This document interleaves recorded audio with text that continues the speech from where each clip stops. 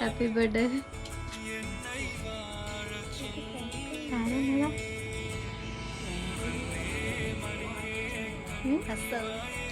ആണോ?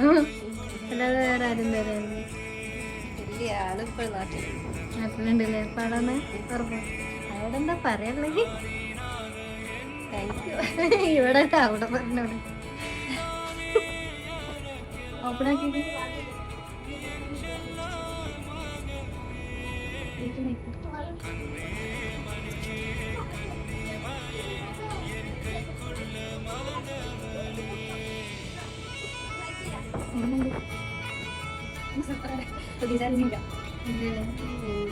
എക്സ്പെക്ട് ചെയ്തിട്ടില്ല. എങ്ങനെയുണ്ട്?